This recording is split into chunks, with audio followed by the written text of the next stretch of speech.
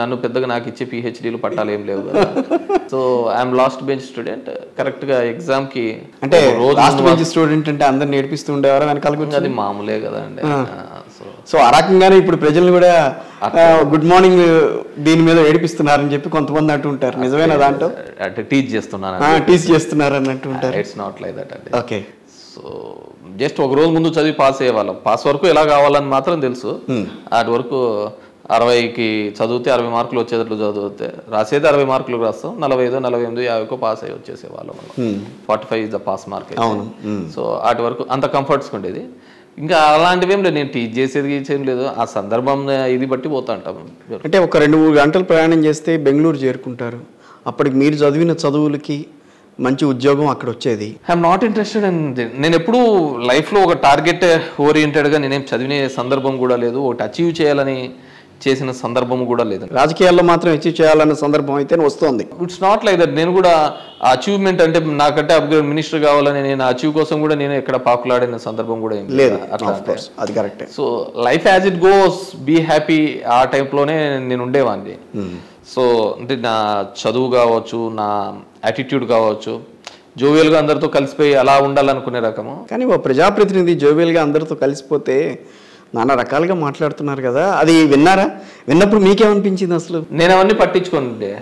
Very అంటే Covid తర్వాత కూడా నా ఆలోచన విధానంలో కూడా చాలా మార్పులు. అరే ఏంద్ర దాని గురించి దీని గురించి సీరియస్గా మైండ్కి ఎక్కించుకుంటేది ఏముంటుంది. Life as it comes will go.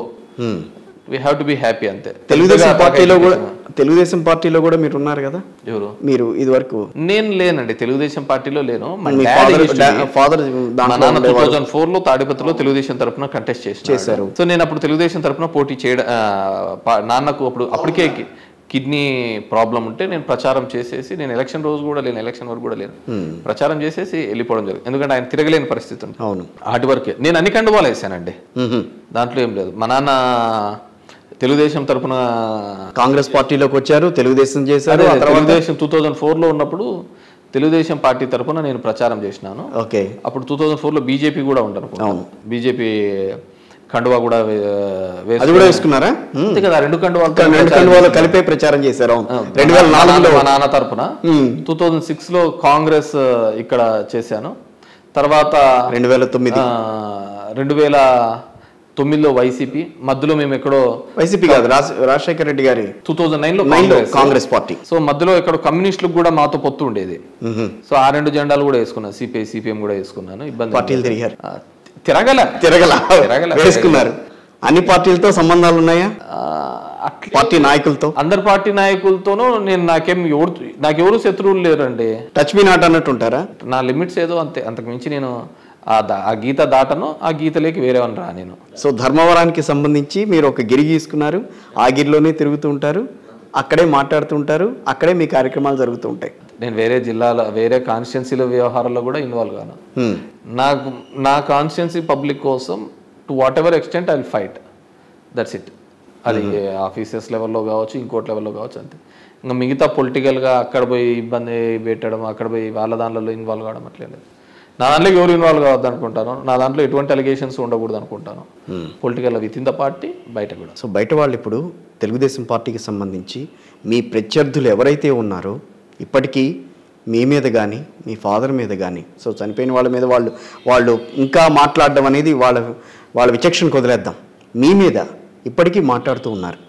వాడెంత అని మొన్న కూడా ఒక ప్రధాన సందర్భంలో జేసీ గారు మాట్లాడిన దృశ్యాలు అయితే మీరు కూడా చూసుంటారు. అలాంటివి నేను ఇంత రాజకీయంలోకి వచ్చాను, ఇంత ప్రజలకి సేవ చేస్తున్నాను అని అనుకున్న తర్వాత వాళ్ళు అట్లా మాట్లాడుతుంటే మీకు ఏమన్నా అనిపించేదా? ఎందుకని అంత ఫోర్స్గా వస్తున్నాయి వాళ్ళ దగ్గర నుంచి ఆన్సర్స్? మాకు మొదటి నుంచి కూడా పొలిటికల్ రైవలరీస్ ఉండేది జేసీ వాళ్ళతోనే. సో నేను ఇప్పటికి 2006లో వచ్చానంటే నియర్లీ 15 ఇయర్స్ అయింటుంది. నా 17 ఇయర్స్ అయింటుంది నా పొలిటికల్ జర్నీలో. సో వాళ్ళ ఫ్యాక్షన్ దానిల మీద వాళ్ళు ఎదిగినేది ఏ విధంగా తెలుగుదేశం నాయకులను చంపే కదా ఎదిగినేది. నేనేమంటానంటే వాళ్ళు మా జిల్లాలను శాసించేవాళ్ళు. జేసీ బ్రదర్స్ కాంగ్రెస్లో ఉన్నప్పుడు ఎవరికి టికెట్లు ఇవ్వాలన్నా ఇవ్వకూడదన్నా ఎవరికి ఏం చేయాలన్నా వాళ్ళు చెప్పినది వేదం. అలాంటిది వాళ్ళ పతనాన్ని మేము చూస్తున్నాము. మా చిన్నాన్న అక్కడ వాళ్ళను ఓడించడం జరిగింది. వాళ్ళు రోధించడము చూస్తున్నాం. ఒక చిన్న పిల్లోనికి లోకేష్ గారు అన్నం తినలేదని ఏడ్చినాడు అంటే మనిషి సస్తే స్వర్గానికి నరకం పోతాడు. తర్వాత బతికుండి తన సామ్రాజ్యాన్ని తన ముందరే కూలిపోతూ జరుగుతున్న నష్టాన్ని ఏం చేయాలో తెలియక కుంగి కుంగి ఏడ్చడం అంతకంటే వేరే సావేం ఉండదు. ఈరోజు చంద్రబాబు నాయుడు పడుతున్న ఇబ్బంది అయినా కానీ జేసీ వాళ్ళు పడుతున్న ఇబ్బంది కాదు. వాళ్ళు అంతగా ఈ రాయలసీమలో ఈ అనంతపూర్ జిల్లాలో డిక్టేట్ చేసిన వాళ్ళు సొంత కొడుకుల్ని గెలిపించుకోలేక, వాళ్ళని అసలు రాజకీయాల్లోకి తీసుకొని రాలేక ముందుకు తీసుకొని రాలేక అంత ఇబ్బంది పడుతున్న పరిస్థితి. ఈరోజు ఏ సూర్యప్రతాప్ రెడ్డిని చంపితే రాజకీయం ఉండదు అనుకుంటున్నారో ఆ ఇంట్లోంచి 2 ఎమ్మెల్యేలమైనా ఎవరైతే ఉండకూడదని వాళ్ళు చూస్తా అంటే వాళ్ళు ఎలా గెటాన్ కావాలో తెలియక సేవ్ ఆంధ్ర, సేవ్ తాడిపత్రి అని చెప్పి స్టిక్కర్లు వేసుకొని ఎన్ని బఫూన్ చేస్ట్లోనే. So I was least bothered about him. నేను అసలుకు పట్టించుకోను. మా ఏరియాలో కూడా అతన్ని జోకర్ చూసినట్టే చూస్తుంటారు. మేబీ అతను ఇది అనుకుంటారు. మన లోకేష్ ఇక్కడ పాదయాత్ర చేసి పోతా అంటే అతను బాబు తినలేదు బాబు అని చెప్పేసి టిఫిన్ తినలేదని చెప్పేసి కూడా ఏడుస్తా కూర్చున్నాడు. అంటే తన స్థాయి ఎక్కడికి దిగజారిపోయింది. చంద్రబాబును డి అంటే డి అని మాట్లాడిన వీళ్ళు వాళ్ళ కొడుకు దానిలకు వాళ్ళని ఇంప్రెస్ చేసే పనులలోకి పడిపోయినారు. సో వాళ్ళు ఇంకా దిగజారల్లా వాళ్ళు జరుగుతున్న నష్టాన్ని కళ్ళెదట్టు జరుగుతున్న దానిలను చూసి కుంగి ఏడ్చేంత పరిస్థితి ఉండాల. వాళ్ళు ఆ విధంగానే నిద్రలేని రాత్రులతో సావాలనేది నా కోరిక, అంతకంటే. సో వాళ్ళు ఆ విధంగా మాట్లాడడం మా జిల్లాలో అసలు ఎవరో కానీ సీరియస్గా తీసుకోమని అక్కడ కూడా జోకర్గానే చూస్తున్నారు. తాడిపత్రిలో కూడా ఆ గడ్డము ఆ గెటప్ అదంతా చూసుకొని అంటే అధికారంలో ఉన్నప్పుడు మీకు తెలుసు అసలు గడ్డం ఎందుకు అంత పెంచారు? చిల్లనాయలు